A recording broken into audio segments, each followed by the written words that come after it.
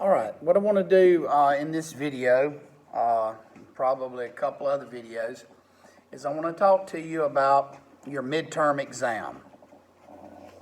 Let me talk to you about some things that will be transpiring next week. So that's the purpose in this video. Is not just, part of it is to talk about the content, what you need to know, as far as studying for your final or your midterm.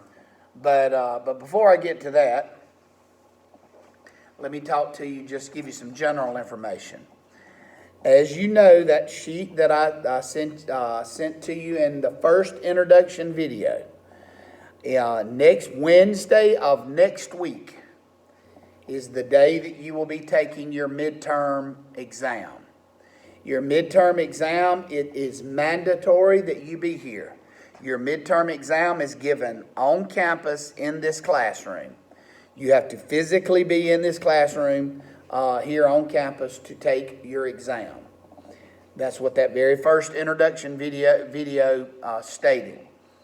Your exam will start promptly at 11:30. So make sure that what I would suggest you do is I would suggest that you arrive on campus about 11 o'clock, no later than 11. Arrive on campus at that time. The reason is I'm located in the Stringer Huff building, or it's the math building, on campus. But before you can come to class, you will have to have your temperature tested. And you can do that at the nurse's station or at the administration building. There's multiple places on campus. Once you get on campus, you can pretty much ask and find where you need to go as far as to have your temperature tested. When they test your temperature, they will take a little sticker and they'll stick it on your student ID or on your ID. You cannot come to class without that sticker. So make sure that you get on campus, arrive early enough so that you can take care of that before you come to class. Now, when you come to class to take the test, there's several things that you need to remember to bring with you. Number one, make sure that you get your sticker. From the nurse's station. Number two, you must have a mask. You cannot come in the classroom, you cannot take the test without a mask. So make sure that you bring and wear your mask into the building. Number three, bring a pencil. I prefer that you take the test in pencil than in pen. So please remember to bring a pencil. Number four, bring a calculator with you. Now, you will not be able to use a graphing calculator. You can only use a graphing calculator is one with the great big screen, and it has great graphing capabilities. The reason you cannot use that type of calculator is because there's some graphing on this test. And so, if you bring a graphing calculator, you will not be allowed to use that graphing calculator for the test. So it must be just get you a good scientific calculator. Most of the students here on campus use this calculator right here, but I'm fine with any type of scientific calculator that you want to use. So that's the fourth thing. And then the fifth thing you need to bring is make sure you bring a photo ID of yourself. I've not met you before, or most of you I have not. And so I will have to, compare your name on my roll and also with your ID and with, of course, obviously yourself. So I have to, look at those closely because, again, most of you I've not met. So bring a photo ID of yourself, preferably your student ID. It would be ideal what I'd rather you have. Okay, and again, get here at 11:30, and we will begin the test promptly at 11:30. Also remember that your final your midterm and your final carries 60% of your grade. And every semester we have students doing this. They're doing all their homework and they're getting all 100s, all 100s, all 100s. They think their average is 100. And it is until you take that midterm. That midterm counts for over half of your grade. So it pulls way more weight, or it pulls a lot of weight, more than your homework does. I told you in one of the previous videos, if you make straight 100s and you make below 50s on your test, you're going to fail the class. So you have to make 50s and above on your test, and that's if you have all 100s on your homework. If you don't have all 100s on your homework, you even have to make higher on your test. So that's one of the things I cautioned you about in one of the earlier videos about letting someone do your homework for you. I said it's very important that you learn how to do the material because you have to take in a physical setting, excuse me, you have to take a midterm and a final exam. And so the exam will be on next Wednesday. Now, the exam, and I gave you the schedule, but the exam goes all the way through section 4.1 is the section that it goes up through. Anything after 4.1 will be on the second half of the class. Now, on the day that you come in to take the final, on Wednesday of next week, more than likely, all of the homework down to section 4.1, all of that homework will close out. So, and the reason is we're finished with that. You should be finished with that as well. So, before you come take your final, make sure you have completed all of your homework up to section 4.1. Because again, you won't be able to get back into those sections after the midterm exam. I think that's pretty much all I needed to tell you about the exam. Okay, on the day before the midterm exam, on Tuesday of next week, I told you that I will be available for question and answers if you want to come and ask questions pertaining any of the homework or the midterm exam. It is not mandatory that you come on that day. It's strictly optional. I would, and I'll send you an email out reminding you. I would like for you either by way of email or by texting me, let me know if you're planning on coming on Tuesday.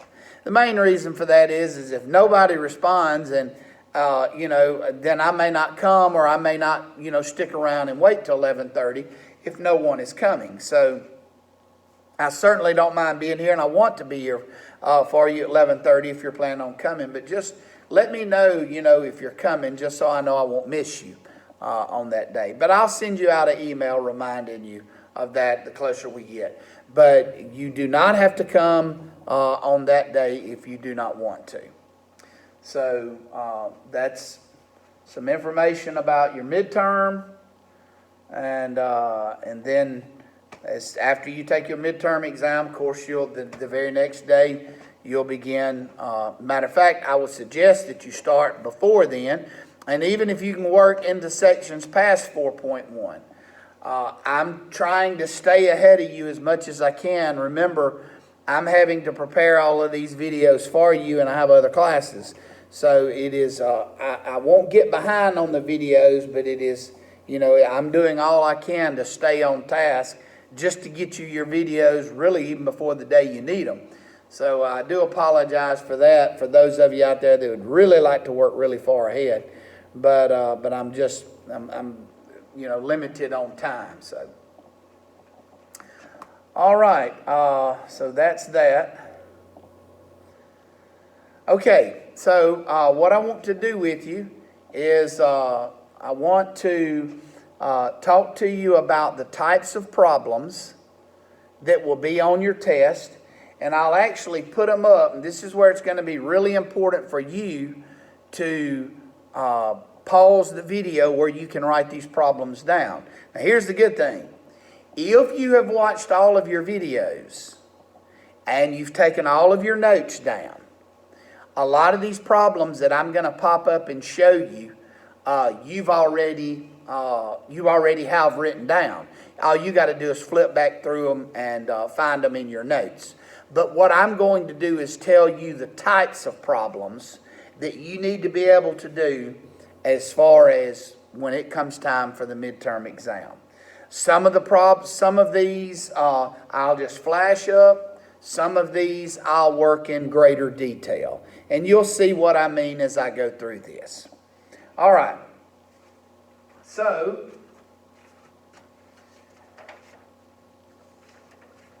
what was the first section that we covered together? The first section that we covered together was section 1.1, linear equations. Okay, so, excuse me just a second, let me get some paper here.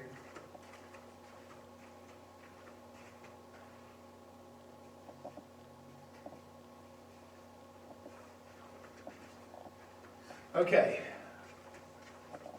And I would certainly suggest that you write some of this down as we go through.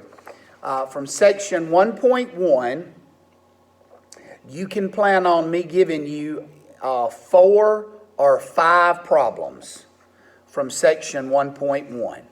Now, let me show you some good sample problems that I might would ask. And these are problems that I worked with you in class. This problem number 4 right here. Pause the video and copy it if you would like to write that one down. Okay? And then number 5, pause the video and copy it. Number 6, pause the video and copy it.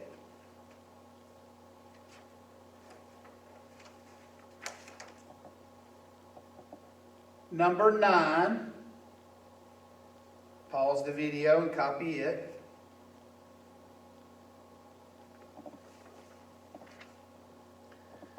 Number 10, pause the video.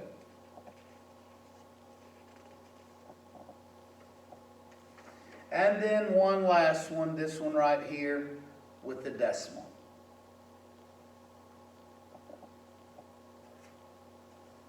Okay, so you've just copied or just wrote down 6 problems. Now here's what I would suggest you do. When you copied those down, I've got the problem completely worked out. Those are the problems that I worked with you in the videos. What I would suggest you do is you take those 5 problems, you put them on a blank sheet of paper, and you write the problem down, and you don't look at anything else, and see if you can do the work under it and then grade yourself. But don't sit there and do it while you're looking at where I've worked it out. That's not going to help you. You need to see if you can solve those linear equations, the fractions and the decimals and the ones that have no solution and all real numbers. You need to see if you can work those out on your own. So kind of make yourself a practice test out with those 6 problems. Okay? Now, from there, we went to section 1.2. All right, section 1.2, what we did first was we did a perimeter problem. We did 2 perimeter problems. Now, if you've not watched your videos, this review is not helping you a super lot, because I'm talking about a lot of things that I talked about in the videos. But the first perimeter problem that we did together in the videos, we did a rectangle one, like this one. We did this one. And then we did a triangle one. Those are the 2 that we did. Plan on me giving you 1 perimeter problem, either like what we worked in 1.2, 1 perimeter problem, or maybe like one that's in your homework, but I'll give you 1. It'll either be the triangle or it'll be a rectangle. Okay, 1 problem from perimeter. Now, also in 1.2, we did investment problems. And there was 2 kinds of investment problems. If you will remember, we did a couple of warm-up problems in the videos, but then I did 2 problems on investment problems. And you had 2 or 3 in your homework on investment. I will give you 1 investment problem on the midterm exam. Now, I would suggest that you study both of the ones we did together on those videos. And the reason is because those 2, one had a little bit different twist than the other. So let me say this one more time. From section 1.1, I'll give you 4 to 5 problems. From section 1.2, you need to be able to do 2 problems. You need to be able to do a perimeter problem, and you need to be able to do an investment problem. Now remember, when you're doing reading problems, I told you there's 4 components that I'm looking for in every reading problem. Number 1, your heading, where you write out let X be whatever. Number 2, where you solve it. Number 3, or your equation. Number 2 is your equation. Number 3 is where you solve it. And then number 4, a concluding statement. And make sure that you put units on your answers.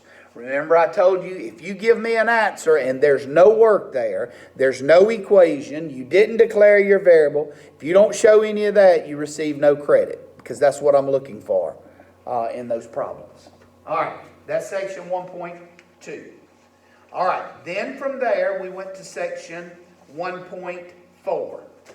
The first thing we did in section 1.4, and again, I'm strictly assuming that you've watched these videos.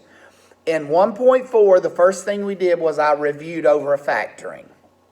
Now, I'm not going to give you any problems where all you've got to do is factor. But the first video I did with you in 1.4 was a factoring review. After we did that, we started 1.4. Now, here's what I'm going to ask you from 1.4. In 1.4, I asked you to solve quadratic equations. And I gave you a note and I said there's 4 methods to solving quadratic equations. The first method was to solve by factoring. I gave you the steps on solving by factoring. The second method was the square root property. I gave you the steps. The third method was completing the square. I gave you the steps. And the fourth method was the quadratic formula. Those are the 4 methods. I will ask you each of those. Let's go over what I expect you to be able to do. One of the first problems we did on the factoring method was we solved this equation right here. So this is the problem, here's the work. So pause the video and copy this one. Okay? After we did that,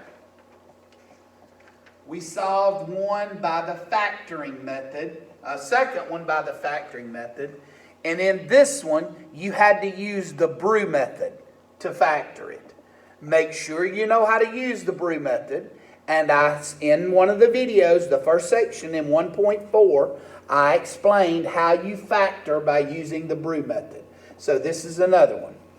So I will probably give you 2 problems on the test where I say solve the quadratic equation by factoring. Give you 2 of those. All right, after we did that, so copy this one. All right, the next is we use the square root property. If you want to just copy these 2 down, both of these were square root property problems. So make sure you can do 2 problems like that. Pause the video.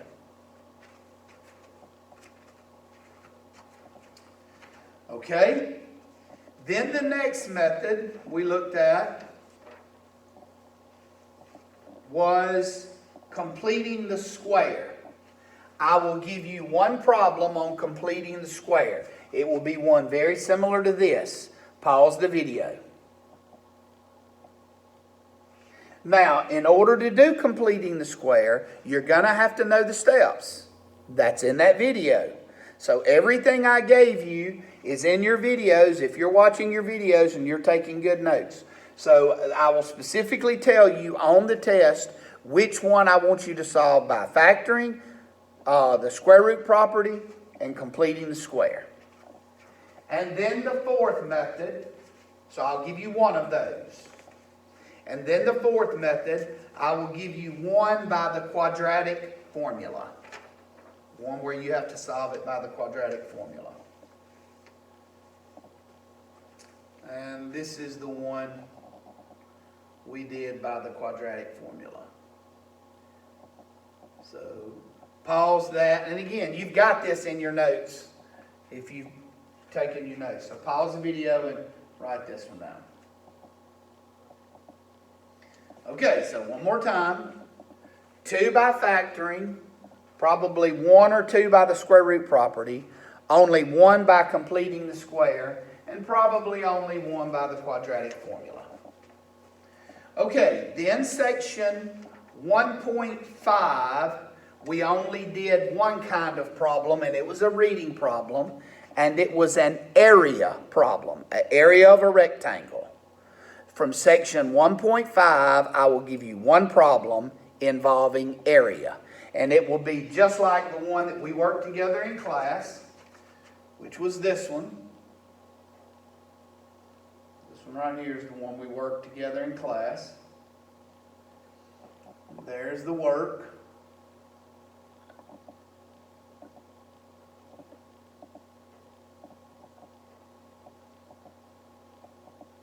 And so that's that problem. And you had several of those in class. So 1.1, probably 4 or 5 problems. 1.2, 2 problems. 1.4, probably 5 or 6 problems. And then 1.5, an area problem, 1 problem.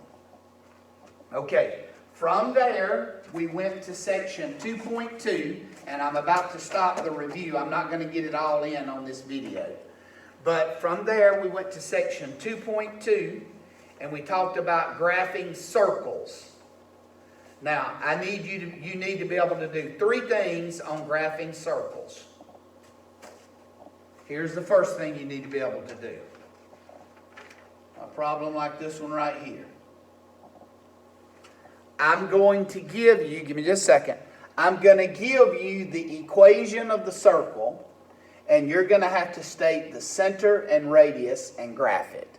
So it'll say find the center and radius and graph. So you're going to have one problem like that. Okay? Now, the second kind of problem you're going to have is one like one of these right here, where I give you the center and radius, and you write out the equation. I give you the center and radius, and you write out the equation. So in one of them, I'm going to give you the equation. You're going to state the center and radius and graph it. Then in another one, I'm going to give you the center and radius and ask you to write out the equation. And then the third thing we did in this section was one where it wasn't in center radius form, and you had to complete the square to put it in center radius form. So we took this problem and we had to put it in center radius form. We had to complete the square. So from section 2.2, you need to be able to do 3 problems.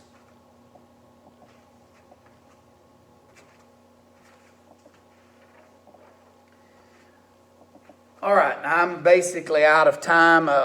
What I will do, that's not all of the review. I still have 3 sections left to talk about. Section 2.3, Section 2.8, and Section 4.1. Those 3 sections I will talk about in the next video. But at least this will get you well on your way to what you can start practicing these problems that I've given you by way of review for your midterm for next week. So I'll probably go ahead and send this video today, and probably the first of next week give you the rest of, definitely by the end of Monday, I will send you the rest of your review for your midterm exam. You've got my cell. Please text me if you have any questions, or please feel free to email me.